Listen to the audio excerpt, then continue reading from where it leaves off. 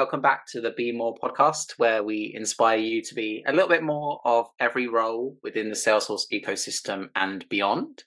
For today's episode, I have some Salesforce royalty with me, and we are talking Be More MVP Hall of Fame. So, Adam, without further ado, are you okay to introduce yourself to our audience, please? Sure thing. Thanks, Tom. I'm really happy to be here. So my name is Adam Olshansky. I'm a Salesforce technical architect at Google, living in the United States, and I'm a Salesforce MVP Hall of Famer. Awesome. Okay. Well, really excited for this conversation and excited to have you here on the podcast as well. So, thinking about a little bit about you and your background, what type of role do you play at Google? And perhaps for those in the audience that are kind of interested in hearing more about the MVP kind of Hall of Fame role in inverted commas, what does that entail too? Sure. So Google Salesforce architect, basically. So, write a little bit of code, designing systems. We have a Salesforce org, and like many enterprises and larger companies, Salesforce is kind of a small part of our large technical infrastructure. So figuring out what is Salesforce's role in the project, how does it connect to other internal systems, external tools we have, and how does everything kind of play nicely together. And then also involved a little bit of overseeing other kind of developers and business analysts and working together with a bunch of different people to make projects happen. Nice. So yeah, definitely, keeps me busy. And as everyone knows, in pretty much every Salesforce role, always more to learn and new problems come up every day.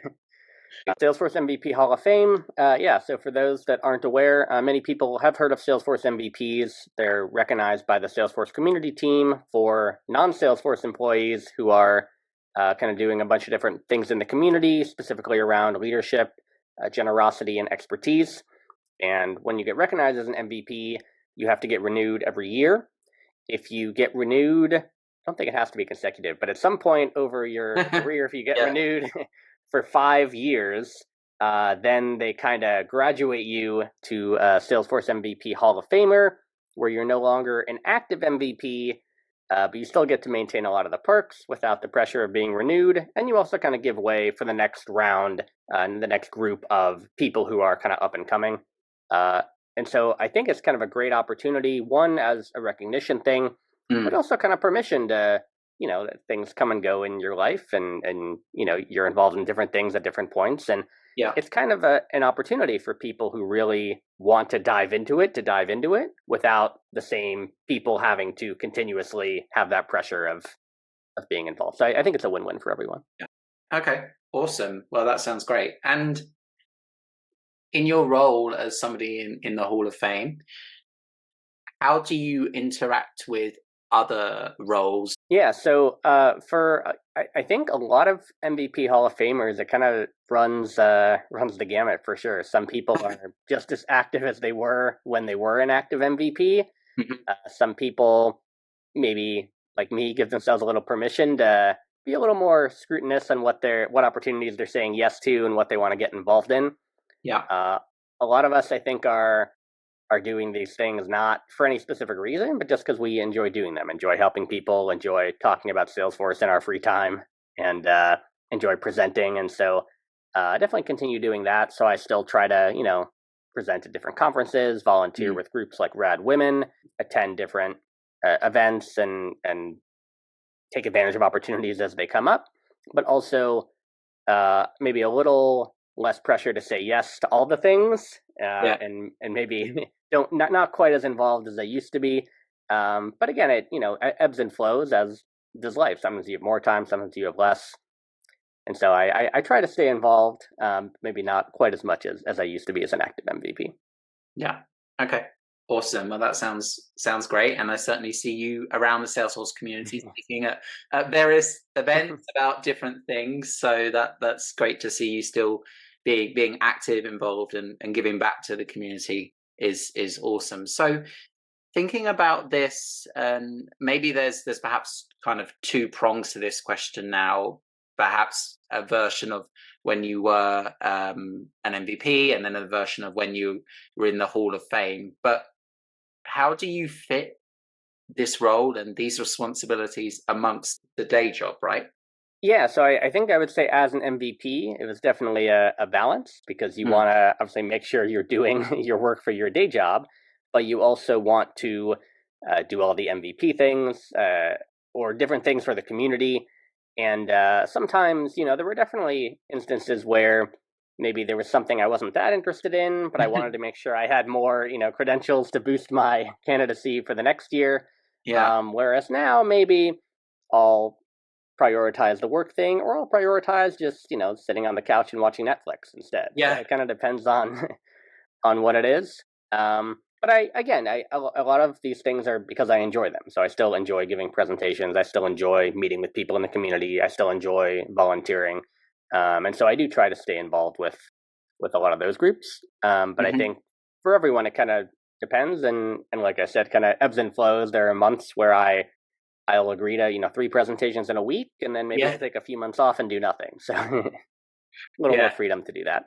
Yeah. Okay. Well, that's great, and I can certainly relate to being guilty of taking on too many things at the same time. I'm still learning that balance myself. So I think there's some great advice there because ultimately you kind of have your day job, you have the stuff that you're doing in the Salesforce community, but you also have a personal and a social life as well, right? And you kind of have to fit those things together, right? Yeah, definitely a balance, and that I don't Yeah. think myself included, all of us maybe strike the right balance every Mm. time, but we all try our best. Yeah, and we're all learning, right? So that's I think a great kind of point there. So thinking about this now and perhaps thinking about somebody in general that kind of wants to be more involved in the Salesforce community, what tips or advice would you give to people kind of really wanting to give back to the community in general? What is your labor of love, and Yeah. less about what can I check, what boxes can I check to boost my credentials, and what do I actually enjoy doing. So some people, and don't, there are definitely examples of what other people are doing, but don't be afraid to kind of invent your own. So like, you started a podcast, that's amazing. you know Yeah. there are people like Lauren Balapu, who started Ohana Coffee, right? Mm. uh, and then there are a lot of people who do things like run user groups, which I think you also do, Yeah. or running so running user group, helping to put on conferences. There are people like Steve Moe who are answering tens of thousands of questions on the Trailblazer community. And there are some people like myself try to give presentations in various places, volunteering with different groups, Rad Women, Salesforce Military, HBCU Force changed their name. I forgot what their new name is, but there are a lot of different groups Mm. that allow you to kind of volunteer and give back also. And so it's finding what is it in the community that you enjoy doing and is sustainable and feels less like, oh my God, now I have more work outside of work. Yeah. Uh, but rather, this is cool. I get to engage with the community. I get to help people. I get to learn. I get to, do all these things. And so finding what that is for you to interact with. There is a little bit of, making sure that people see what I'm doing also, making sure that you're Yeah. connecting with different people and saying yes to certain opportunities. But a lot of it, especially starting out, is finding what it is that you enjoy doing and is sustainable, that maybe you don't mind doing for a long time Mhm. without too much forcing yourself to do it. Yeah. Totally get that. And I think, yeah, it's almost what brings you joy, really. Exactly. And what do you like, and what are you potentially looking to learn more about? And coming back to Steve Moe, like for him, he obviously does lots of things, but he's kind of known for the Trailblazer community, and pretty much kind of broke his little card on the profile with the amount of questions that he had answered. Seriously. He's answered over 100,000 now, and I'm kind of sat here quite happy on like 25,000. And yeah, so find your passion, kind of work with that, and kind of stick with that. I think is kind of what I hear from you there. So I think that's great advice. So reflecting a little bit on your own journey now to MVP Hall of Fame, amongst that journey, you've probably learned a few different things along the way. And if you had opportunity to kind of change that or do things differently, is there anything that comes to mind that you would perhaps approach in a different way, do you think? Um, yeah, I think so. Starting out, I think the way I started was actually getting a bunch of certifications and getting a bunch of trailhead badges and posting about Mm. it on Twitter. And that was kind of my Yeah. introduction to the community. And I found other people getting trailhead badges on Twitter and connected with them and met them at conferences. Um, and so that was a great way to kind of start out for me. At some point, way back in the day, I had all the trailhead badges. I don't think I even have half of them now. Yeah. um, I think there were probably definitely times where maybe I kind of forced myself to say yes to certain things that I didn't necessarily enjoy, but I was kind of Mm. doing for the sake of doing. Maybe in retrospect, may not have been the best uh, idea. Or one of the things I do also is I try to pair Salesforce presenting with my vacations. So I find Mm. a Salesforce conference I want to go to that matches with a vacation spot I want to go to. So, for example, I wanted to go to London. So, okay, let me Yeah. time that with London's Calling, which, depending on your life situation, may or may not work. And so, maybe I think I might have in the past prioritized that higher over just taking a vacation to enjoy it. Yeah. So, pros and cons to all of those things. But for me, things like that are also nice because I go to London to present, but that means I'm going to know people in London that can tell me where to go and where to eat and things like that. So maybe, trying to find some other things that I was interested in.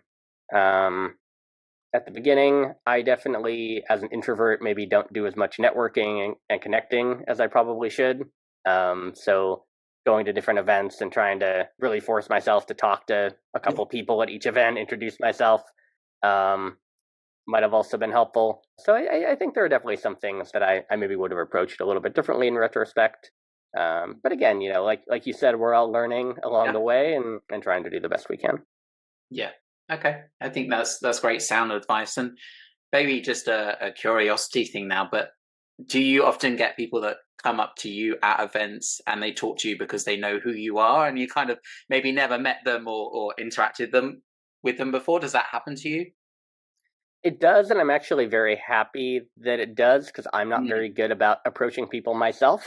And so if somebody can approach me and start a conversation, I'm much more Yeah. comfortable having a conversation then. But, I do on occasion, and I think some of it is, I remember when I was starting out learning from the people that had all these blogs and advice and certification tips for free and were giving Mm. back. And that really helped me get to where I am. And so now I Yeah. feel like it's kind of my obligation to give back and help people and answer questions and give people certification tips and career tips and Salesforce tips and whatever I can to bring people up as well and continue that Ohana community of all kind of growing and learning Mhm. together. Yeah. So I do definitely, I probably could do a better job of it. But as can we all. But I do definitely try to help people where I can. Yeah. No, I think that's awesome. And again, kind of coming back a little bit to the fact that we're learning and also maybe just kind of accepting the fact that not one of us is perfect either, right? So we all have our strengths and our weaknesses. Thinking about this now, maybe as the MVP program in general, and then progressing to the MVP Hall of Fame, what kind of skills, attributes does it take for somebody to achieve that, do you think? Sure. So one thing I do want to caveat before I answer that, Mm. Amy, I don't know if you know Amy Opplinger Singh, but she has a great presentation about imposter syndrome. And a while back, she was looking for people to kind of give quotes and contribute. And I told her, I'm a big sufferer of imposter syndrome. I look at everybody doing all these things around me. And Mm. I think you find that amongst a lot of people in the community, amongst MVPs, like, why did they pick me? Like, what am I doing that, Yeah. other people aren't? And like, look at how much these people are doing. They're putting on conferences that, Mm. 10,000 people go to. They're answering 100,000 questions on the community. Like, I gave a Yeah. a presentation at a user group, right? Like, and so there is definitely that element to it. So I can tell you what skills have helped me. I don't necessarily have an exact answer to what makes you an MVP or what makes a good MVP Yeah. because I don't necessarily know myself. No. But I know things that have helped me definitely are uh, finding ways to give back. So whether Mm. that's volunteering, in teaching people, like with Rad Women, helping teach women to learn Apex, or leading a user group, leading a conference, giving presentations. One of the things I tell people is, where you are in your career right now, there's somebody else that would kill to be there. There are skills that you have, there's experience you have that other people want. And so even if you don't necessarily feel that you have something to teach, have something to learn, you do. You have knowledge, experience, and a unique perspective of sharing it. And so I do encourage people to present at their local user group, present at a conference. A lot of people tell me, okay, well, I'm not good at public speaking. And for me, as an introvert, I love public speaking because I know, first of all, everybody is coming to hear what I have to say. So I don't have to go find people.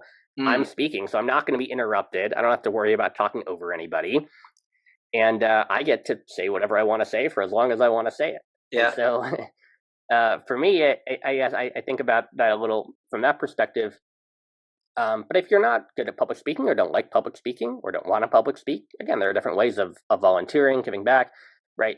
Like answering questions on the Trailblazer community doesn't take any public speaking. It just takes researching and knowing different things about different things or where to find that information. And so, and again, like I mentioned also, if none of the traditional quote unquote things that people are doing appeal to you, start your own. Start a podcast, start a group, start a Slack. Melissa Shepard started, the Architect Ohana for architects in the community. So there are definitely a bunch of different ways to be involved. And I think, there is an element of Salesforce expertise that you also need to have just as kind of one of the pillars of being an MVP. I think it's expertise, generosity, and leadership. So those are probably the three quote unquote skills I would say to focus on. And when you nominate yourself for MVP or nominate others, they also ask, what has this person or what have you been doing that cover generosity, expertise, and leadership? So as you're thinking about getting involved and different ways you want to become an MVP Hall of Famer, think about what you're doing in the community to demonstrate those three pillars. Some of it can be certifications, trailhead, presentations, but again, you can also invent your own way along the way too. Yeah. And I think that's really solid advice. I love how we kind of touched a little bit on imposter syndrome. Like I have that myself sometimes. It happens to all of us. And I'm glad that we're having more and more of these conversations. And there are more kind of offshoots within the community focusing on things like that, or exam anxiety, I think is some other talks that I've seen. And we've obviously got the mental health and wellness user group as well. And I think it's great that we're kind of coming together to talk about these things, because the more we talk about it, the more we realize that we actually have these things in common with each other. So I think that's great, and kind of leaning a little bit more into what brings you joy, what interests you ultimately, I think is important too. And definitely as well in support of, if there's not something that perhaps appeals to you within a conventional box, then make your own thing.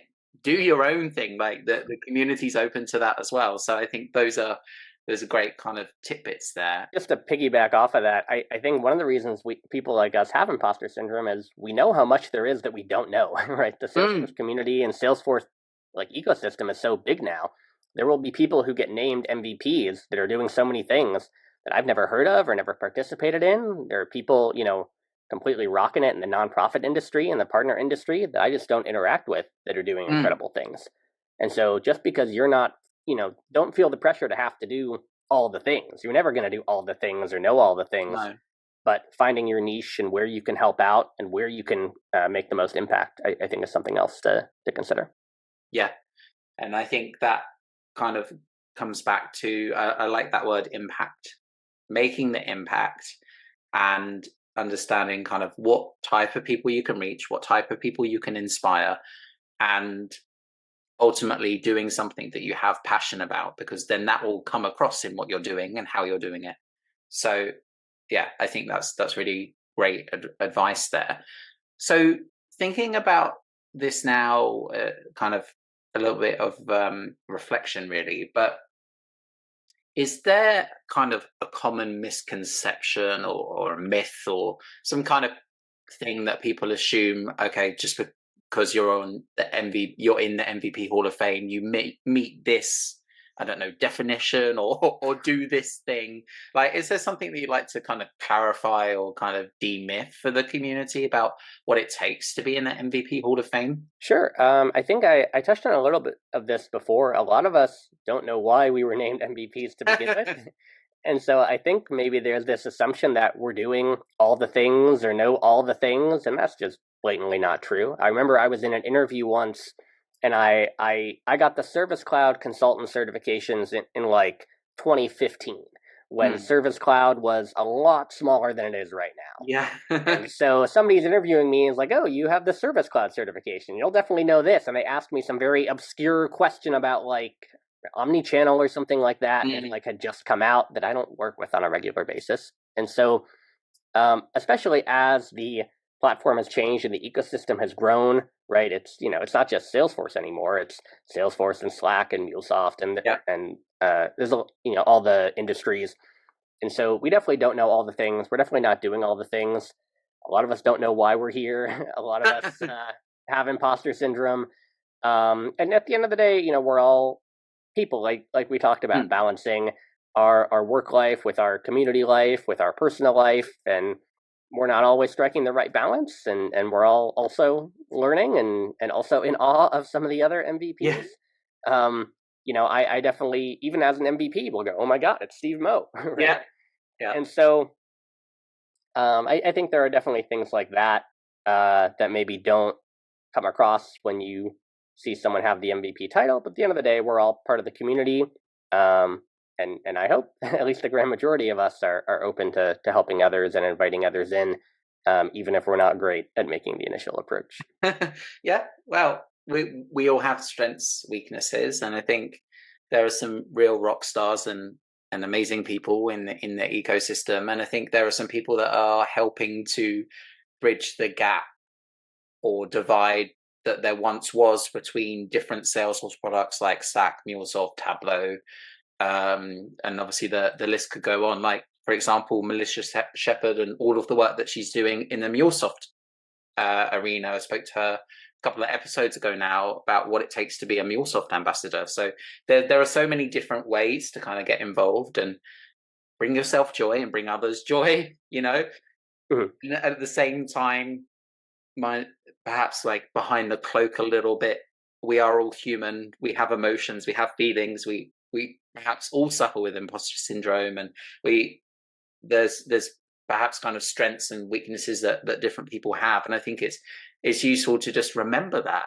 and also kind of perhaps give yourself slack for that, right? Because we are all different, So I think that's really great sentiment. So unfortunately, we are kind of bringing today's episode to a close a little bit. But before we do go, what's a way for people to connect with you? And do you have any particular pieces of content that you've helped to share with the community, or any content that's kind of really helped you on your journey that you want to kind of shout out for our audience?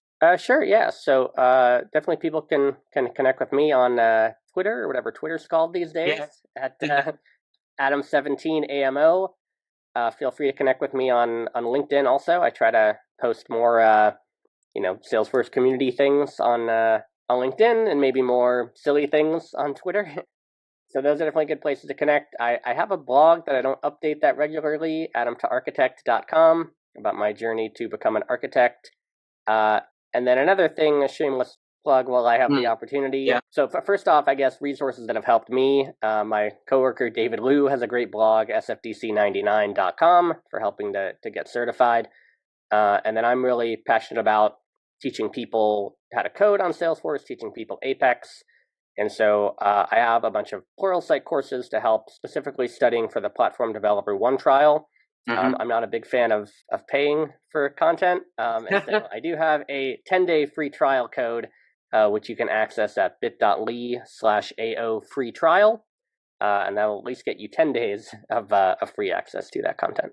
Awesome. Okay. Well, that's great. And hopefully we can inspire some people to be developers at the same time. So that's awesome. So thanks again for your time today, and hopefully we'll inspire some more people to appreciate and obviously look up to the MVP Hall of Famers, and kind of everything that they've done for the community, and kind of be thankful for that. So that's great, and thanks again for your time. All right, thank you so much for having me, Tom. Thanks for tuning in to Be More with Tom Bassett. Don't forget to like, subscribe, and leave any feedback in the comments.